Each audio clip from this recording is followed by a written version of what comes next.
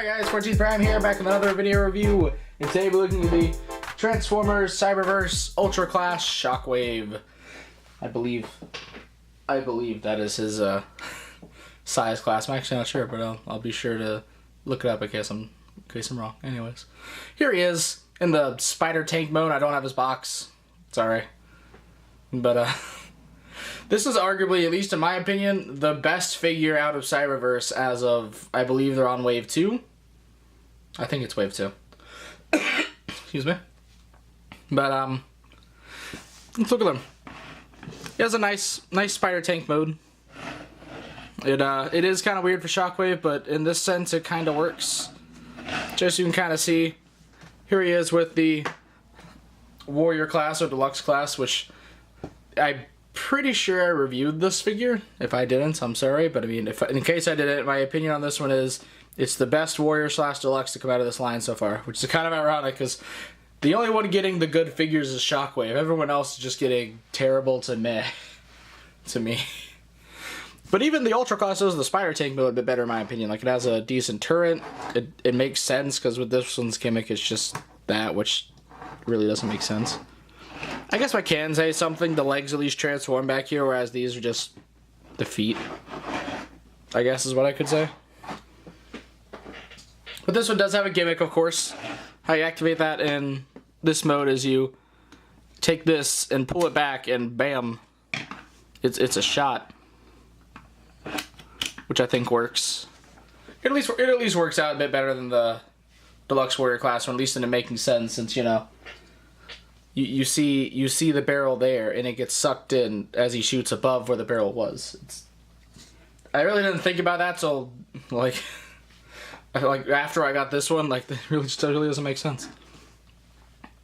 Anyways, yeah. Without further ado, let's get this guy transformed. So first, you want to lock that into place. Not this one though. This one you actually want to. Oop. Yeah, that's good. Bring that down. Straighten out his legs. They have like a thooping point right there. You just unthoop them, then straighten them. Get this about halfway, then rotate the waist, and flip around the rest of the way. That'll be down. I'm actually just gonna move up the camera a little bit. You want to take this arm, lock that into place just for a second, which you can if you want to. Leave that on his back, and then just kind of have this, because it is painted. You can do it. You can have a stump. It's this one you do need to rotate, by the way. You can have a stump, but no one wants the stump. You gotta untab the arm, fold it like so, and then you collapse it. I guess it is kind of weird to do this with the waist rotated. You collapse it into his side. You can like shove it all in there. It's just kind of difficult to do, and like the one time I did it, I had to get a knife to pry that out. So I mean, there is that, but I don't really mind it. Unless there is a way to get all in there in some configuration that I don't know. Please tell me. Take this, swing it around, rotate the arm around, and then here is Shockwave in his robot mode.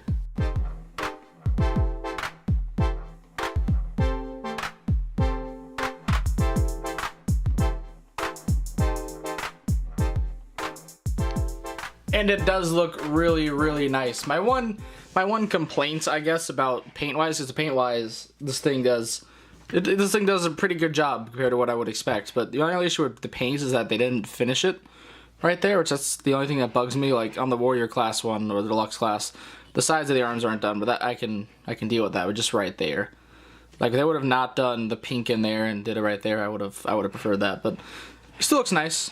And close up on that head. Come on, focus. Come on, focus. It's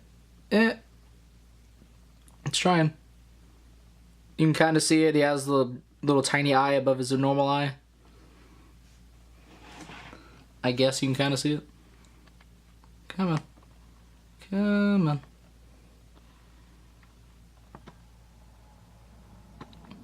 Nah, camera don't want to do it. All right.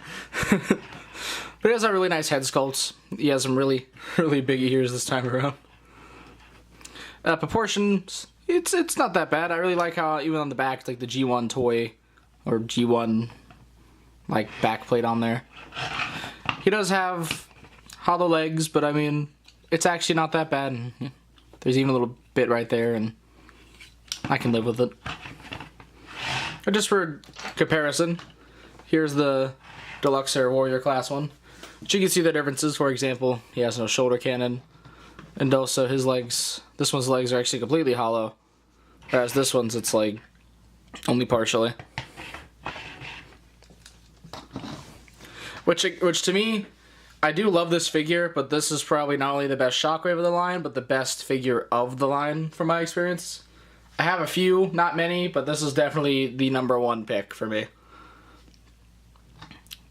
Off to the side, I guess some people might get issues with this, but I mean, it's kind of reminds you of Transformers Prime. Which, here's the thing with this one. The Gimmick, lots of the figures, the issue is the Gimmick hinders articulation. With this figure, they made a sacrifice that makes sense. It isn't like Shockwave here, who has no head joint, even though the Gimmick is all there. Or like a lot of the figures in this line that I think are still kind of okay, but they just don't have head joints. Like the Windblade and Megatron figures, they don't have ball jointed heads or anything, or like swivel or just nothing. It's weird. But anyways, you know this line, whoa, that's amazing for this line. Arms can be about that far, full 360, bicep swivel, elbow bend 90 degrees. The waist does rotate. This arm doesn't have the elbow swivel. I mean the elbow joint, that's about it. It has everything else. Legs can move forward that far. Legs can move back that far. They bend that far and they get to the thooping point. So I mean, I guess you can kind of say it's 90 degrees and then thoop. And then ball jointed ankles. Ball jointed ankles, people. And then if you want to bring out that little arm in there and have that on the back or something, it has the same as this arm. But I mean, this figure, it has more articulation than the Deluxe class. This is like a proper, I guess my only complaints, as in the only thing the Deluxe one has that this one doesn't, is this one has thigh swivels. And also I think this one, oh no, his legs didn't move out, never mind. I thought his legs didn't move out that far, never mind. Then the Gimmick works this time around is you hold it by this and the shoulder, and then you can pull it out, and you get him blasting away. It's gonna be a cool pose. So yeah, overall, this figure of the entire Cyberverse line, if you don't want to pick up anything else, get this Shockwave. At least until the War for Cybertron Siege Shockwave, this is the best bet that you kind of have for a decently scaled Shockwave for your, like, Generations type figures. It's still kind of in the same style, but also it's its own thing. Which even then, I'm still going to keep this after I get Siege Shockwave. It's better than the Walgreens one that has no knees. Better than the Warrior one that's too small and has no head articulation. This is so far of recent years Shockwaves, the superior Shockwave. So yeah, that's pretty much all I have to say. So please be sure to check out my channel for video reviews, and please don't forget to subscribe. You can also check out my Tumblr, link in the description below. And this is the 14th Prime, signing out. I would like to mention one thing regarding his transformation, specifically the little third arm here. You can get it tucked all the way inside of his body. What you have to do is lift the arm up. You have to untab it from there. Flip it around to where it looks like that. And then you can, in fact, get it in there. I just always have a difficult time getting it in. Nope, not gonna work there either. Come on, arm. You've done this before. Oh, yeah, maybe rotate the waist. There you go. So you can get the arm fully immersed in there. Just a little note for you, even though it is kind of hard for me to get out, but I mean, you can do it. Yeah, that's it. I'm actually gonna go now. Bye.